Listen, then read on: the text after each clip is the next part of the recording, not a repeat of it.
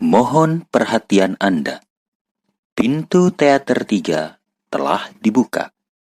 Kepada para penonton yang telah memiliki karcis, dipersilakan memasuki ruangan teater.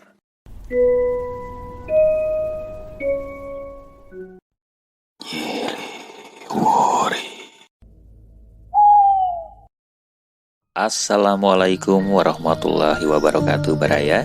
Selamat malam Jumat kembali semuanya. Tak terasa kita sudah masuk di bulan September. Malam hari ini kembali Mang Idan menemani Baraya, tentu saja di Nyiliwuri. Tayangan dengan konsep storytelling yang memberikan edukasi, sejarah, serta kisah yang diadaptasi dari literatur atau tulisan-tulisan yang pernah tayang di internet dan media sosial sebagai bahan referensi, serta kisah-kisah yang dikirimkan dari Baraya semua melalui email. Baraya semuanya, di Nyiliwuri edisi malam Jumat kali ini, 1 September 2022, Bang Idan akan berbagi kisah yang dikirim oleh salah satu Baraya Nyiliwuri juga, yaitu Kang Sigit Rianto, tentang pengalamannya yang pernah dialami oleh beliau di salah satu gedung bioskop yang pernah ada di kota Bandung.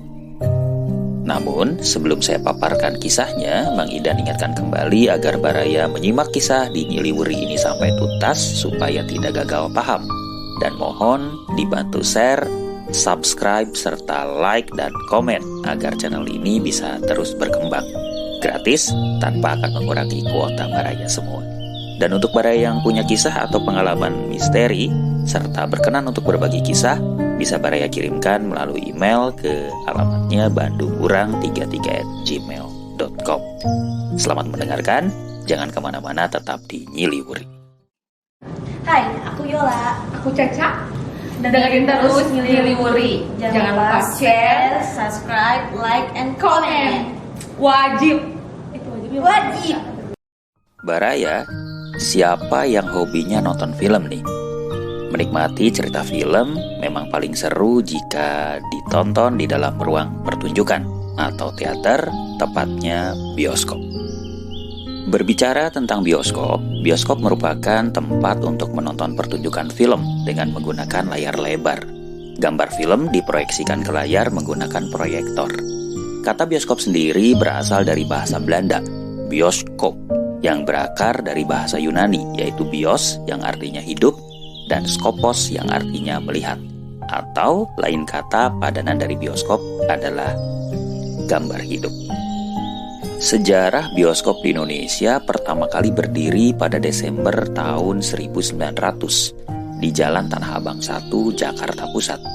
Karcis kelas 1 harganya 2 gulden atau 1 perak, dan harga karcis kelas 2 setengah perak. Bioskop zaman dulu bermula di sekitar lapangan Gambir atau lapangan Ikada, kini Monas. Bangunan bioskop masa itu menyerupai bangsal dengan dinding dari gedek dan beratapkan kaleng atau seng. Setelah selesai pemutaran film, bioskop itu kemudian dibawa keliling ke kota yang lain. Bioskop ini terkenal dengan nama Talbot dari nama pengusaha bioskop tersebut. Bioskop yang lain diusahakan oleh seorang yang bernama Swart. Tempatnya terletak kira-kira di Kebon Jahe, Tanah Abang juga, sebelum akhirnya hancur terbakar. Bioskop ini menempati sebuah gedung di Pasar Baru. Ada lagi bioskop yang bernama Huls Francois de Calonne, nama pengusahanya, yang terdapat di Dekapak. De Calonne ini mula-mula adalah bioskop terbuka di lapangan, yang pada zaman sekarang disebut misbar atau gerimis bubar. Adalah cikal bakal dari bioskop Capitol yang terdapat di pintu air. Bioskop-bioskop lain seperti Elite di pintu air, kemudian Rex di Kramat Bunder, Cinema di Kroko, Astoria, Capitol di pintu air, Sentral di Jatinegara, Rialto di Senen dan Tanah Abang, Surya juga di Tanah Abang, Thalia di Hayamuruk, Olimo, Orion di Glodok, Alhambra di Sawah Besar, Os Java di Jalan Veteran, dan masih banyak lagi bioskop yang lain. Yang paling terkenal adalah bioskop Rivoli di Kramat dan Catai di Jalan Gunung Sahari. Bioskop-bioskop tersebut merupakan bioskop yang pernah muncul dan ramai dikunjungi setelah periode 1940-an. Film-film yang diputar di bioskop Tempo dulu adalah film gagu alias bisu atau tanpa suara. Biasanya pemutaran diiringi musik orkes yang ternyata jarang nyambung dengan filmnya. Beberapa film yang kala itu yang menjadi favorit masyarakat adalah Fantomas, Zigomart, Tom Mix, kemudian Eddie Polo, Charlie Chaplin, Mix Linder, Arsen, dan lain-lain. Di Indonesia, terutama di Jakarta pada tahun 1951, diresmikan bioskop Metropol yang berkapasitas 1.700 tempat duduk berteknologi ventilasi, peniup, dan penyedot udara dengan tingkat 3 dan ada ruang dansa serta kolam renang di lantai paling atas. Pada tahun 1955, bioskop Indra di Yogyakarta mulai mengembangkan kompleks bioskopnya dengan toko dan restoran. Pada era Orde Baru, era yang dianggap sebagai masa yang menawarkan kemajuan perbioskopan, baik dalam jumlah produksi film nasional maupun bentuk dan sarana tempat pertunjukan. Kemajuan ini memuncak pada tahun 1990-an. Di dasawarsa ini, produksi film nasional berjumlah 112 judul. Sementara sejak tahun 1987, bioskop dengan konsep Cineplex atau gedung bioskop dengan lebih dari satu layar semakin marak. Cineplex ini biasanya berada di kompleks pertokoan, pusat perbelanjaan, atau mall yang selalu jadi tempat nongkrong anak-anak muda dan kiblat konsumsi terkini masyarakat perkotaan. Dampaknya pada tahun 1990, bioskop di Indonesia mencapai puncak kejayaan, yaitu 3.048 layar, yang sebelumnya pada tahun 1987 di seluruh Indonesia hanya terdapat 2.306 layar saja. Era 2000-an jaringan bioskop mulai marak di Indonesia. Ada dua pengelola bioskop yang terkenal, yaitu 21 Cineplex dan Bioskop 21, XXI, dan The Premier, serta jaringan Blitz Megaplex. Bioskop-bioskop ini tersebar di seluruh pusat perbelanjaan di Indonesia. Kadang-kadang dalam satu pusat perbelanjaan terdapat lebih dari satu bioskop. Film yang ditayangkan adalah film dari dalam maupun luar negeri. Meskipun pada awal tahun 2000-an hingga sekitar tahun 2005, tidak banyak perfilman nasional yang berhasil masuk jaringan bioskop. Film-film nasional baru masuk ke dalam bioskop Indonesia sejak tahun 2006 hingga saat ini. Begitupun di Kota Bandung. Pada era 80-an sampai 2000-an, Kota Bandung mengalami masa kejayaan di kawasan alun-alun Bandung sebagai pusat belanja dan wisata. Mungkin Baraya yang pernah merasakan kenangan, salah satunya di Gedung Palaguna. Ya, gedung yang berada di sebelah timur alun-alun Bandung ini dulu menjadi salah satu tujuan refreshing orang Bandung. Di gedung ini lengkap semua tersedia dari tempat belanja, bioskop, kuliner, hingga terkenal tempat penjualan aksesoris batu akik. Namun saat ini gedung pusat perbelanjaan modern yang tersohor di tahun 80-an ini sudah rata dengan tanah. Pemerintah daerah, perusahaan jasa, dan kepariwisataan rencananya akan membangun hotel, mal, dan bioskop di bekas bangunan mal pertama di Kota Bandung ini. Secuil kenangan Gedung Palaguna. Pada masa kejayaannya, Palaguna merupakan sentra tujuan wisata belanja. Malum saja, di tempat ini termasuk serba lengkap. Menurut sejarahnya, semula Gedung Palaguna merupakan gedung bioskop Varia, Erlita, dan Oriental. Bioskop tersebut dibangun pada masa kolonial Belanda. Pada era 1980-an, akhirnya berubah menjadi Palaguna Plaza. Tempat ini merupakan pusat perbelanjaan modern yang pertama yang mulai beroperasi pertengahan tahun 1980-an. Gedungnya terdiri dari 4 lantai, dilengkapi dengan eskalator pertama di Kota Bandung. Lantai 1 diisi pedagang kain, pakaian, sepatu, tas, lukisan, dan batu akik. Sedangkan lantai 2 beroperasi Matahari Department Store. Di lantai 3 ada Bioskop Nusantara dan Palaguna, serta Hero Supermarket dan restoran cepat saji California Fried Chicken atau CFC. Pada lantai paling atas diperuntukkan untuk tempat bermain, sepatu roda, kemudian berubah menjadi time zone.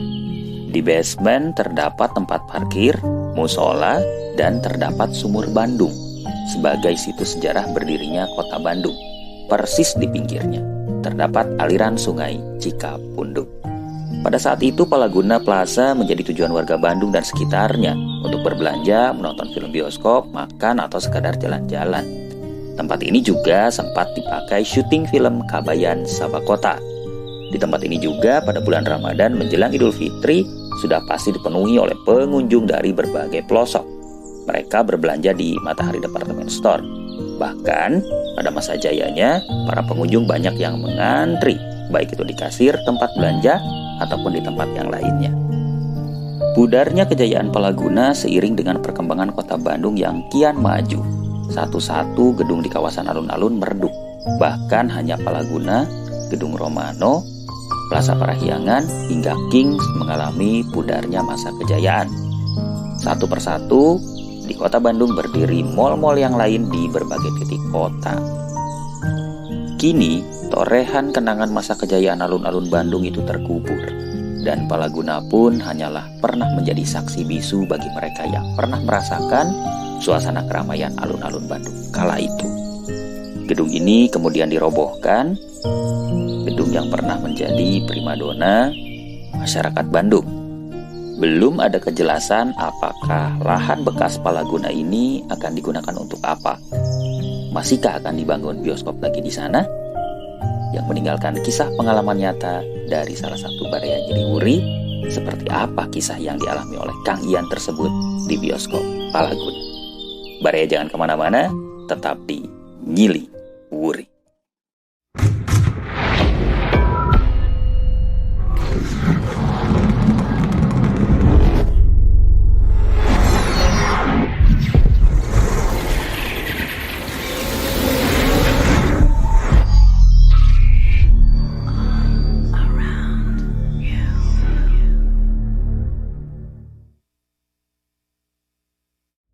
Nama saya Sigit, tepatnya Sigit Rianto. Teman-teman biasa memanggil saya Ian. Saya seorang karyawan pabrik tekstil yang lokasinya di kawasan Lewi Gajah Cimindi, Cimahi Selatan. Orang biasa menyebutnya Bandung Coret atau Bandung Nyingcet. Pabrik tempatku bekerja termasuk pabrik tua, karena sudah beroperasi sejak tahun 1980-an dengan karyawan di atas 500-an. Pabrik tempatku bekerja merupakan pemasok bahan sandang kain katun, baik untuk bahan membuat celana ataupun kemeja. Biasanya sih untuk seragam. Aku pun setiap hari menggunakan seragam kerja dengan atasan biru langit dan bawahan biru navy.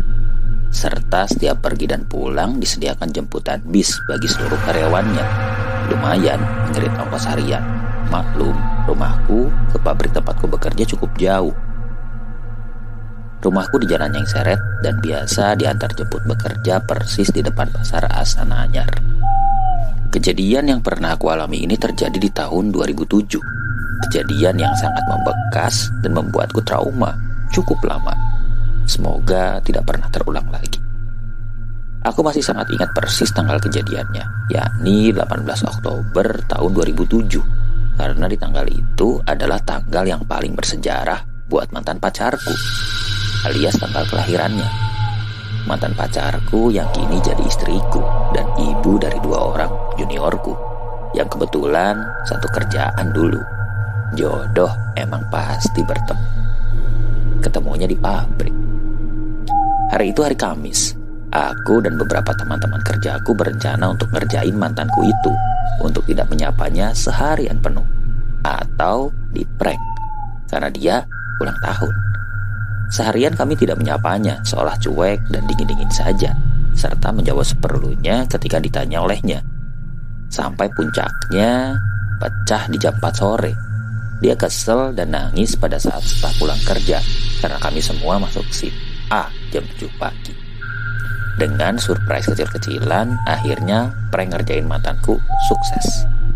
Aku pun sudah berencana prepare untuk ngasih kado dengan ngajakin dia nonton film bersama beberapa teman-teman dekat kami di pabrik. Singkat cerita, kami bertujuh, yakni aku, Nora pacarku, dan 5 orang teman lainnya meminta ke sopir bis jemputan yang biasa nganterin kami pulang pergi kerja di depan ITC Kebon Kelapa, karena kami berencana untuk jalan-jalan ke kawasan alun-alun Bandung. Kami menyusuri Jalan Dewi Sartika dengan berjalan kaki sambil cuci mata melihat aneka macam barang yang dijual di sepanjang trotoar jalan itu. Mulai dari aksesoris, pakaian, sepatu, stiker, jasa pembuatan tato, sampai buku-buku bekas. Singkat cerita, setelah istirahat sejenak di Masjid Agung dan menikmati udara kota di Taman Alun-Alun, kami bertuju lantas masuk ke gedung pertokoan yang persis berada di depan alun-alun menghadap Masjid Agung, tepatnya di Jalan Alun-Alun Timur. Gedung yang kami masuki bernama Gedung Palaguna, pusat perbelanjaan kala itu. Gedungnya sudah mulai sepi dan seperti kurang terawat, dengan tangga panjang dan eskalator di kiri kanannya. Dan di gedung ini tidak ada lift. Kami bertuju lalu naik ke lantai 3 bermaksud melihat pertunjukan film bioskop. Ya, di bioskop ini ada 2 bioskop. Nama bioskopnya Nusantara dan Palaguna. Tapi hanya bioskop Nusantara saja yang masih berfungsi. Untuk bioskop Palagunanya sudah ditutup. Aku lalu menuju loket pembelian karcis atau tiket masuk yang kala itu masih konvensional, tidak seperti bioskop-bioskop saat ini. Dari jadwal tayang yang aku baca di kaca depan loket, film yang akan kami tonton mulai diputar di jam 18:10. Sementara waktu itu masih pukul 17:04. Lumayan menunggu lama sih, tapi teman-teman semua bilang gak masalah.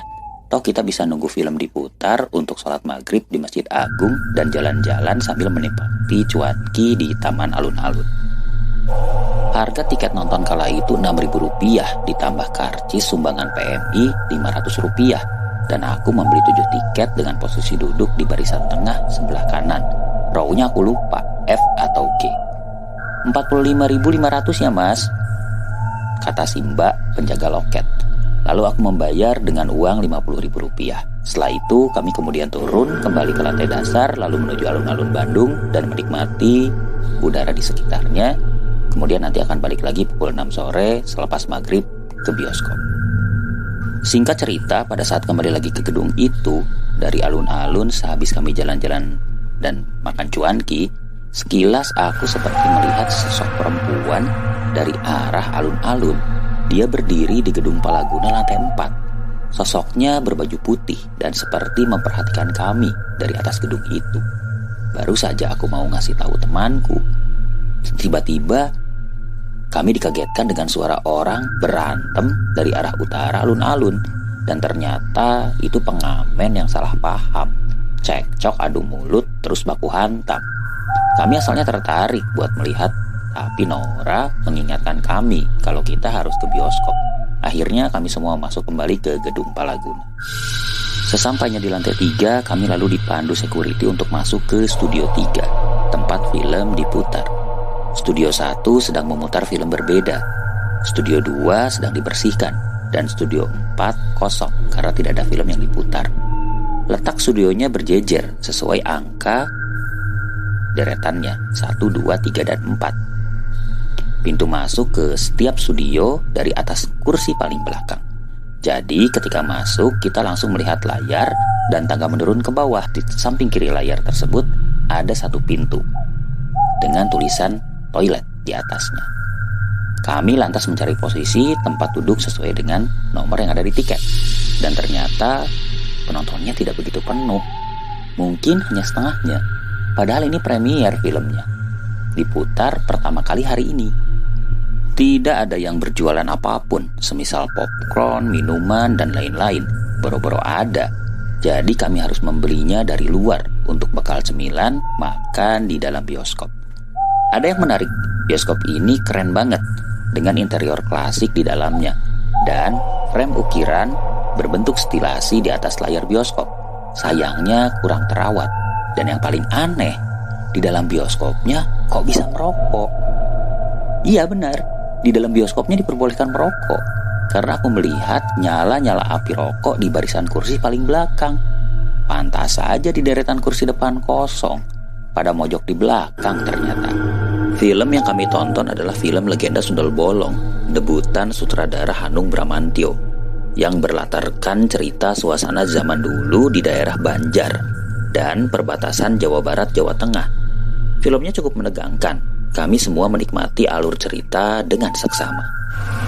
Di tengah pertunjukan tiba-tiba aku kebelet pengen pipis. Mungkin karena kebanyakan minum kopi, jadi agak beser.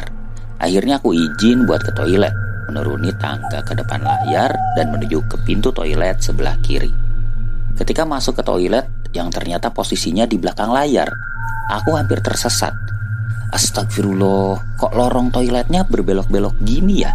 Dan seperti banyak ruangan dan pintu-pintu, dengan kondisi yang sangat tidak terawat dan berbau pesing yang sangat menyengat, persis seperti toilet umum di terminal. Dan yang bikin aku heran, kok ada pintu di kiri dan kanannya setiap toilet. Aku penasaran, itu ruangan apa ya kira-kira? Setelah selesai kencing, rasa penasaranku makin tinggi untuk membuka pintu-pintu kemanakah itu. Akhirnya dengan keberanian tinggi, aku membuka pintu yang ada di samping kiri toilet. Dan ternyata tidak dikunci. Perlahan aku buka dan ternyata itu pintu extension ke toilet studio 2. Dengan sedikit was-was, aku kembali menutup pintu itu pelan-pelan. Belum sampai aku merapatkan pintunya, aku dikagetkan dengan ketukan pintu dari arah kanan toilet. Pintu sebelahnya lagi, dengan gagang kunci yang digerak-gerakkan. Sontak aku kaget. Dan anehnya, aku bukannya kembali ke dalam bioskop, tapi aku malah mendekati pintu itu dan bermaksud untuk membukanya. Karena pikirku itu pintu extension ke toilet studio 4. Tanpa pikir panjang, dengan semua keberanian aku membuka pintu tersebut. Dan ternyata benar saja, itu adalah toilet studio 4. Tapi kok gak ada siapa-siapa? Belum hilang keherananku, aku dikagetkan dengan suara dari dalamnya. Apa dia akak?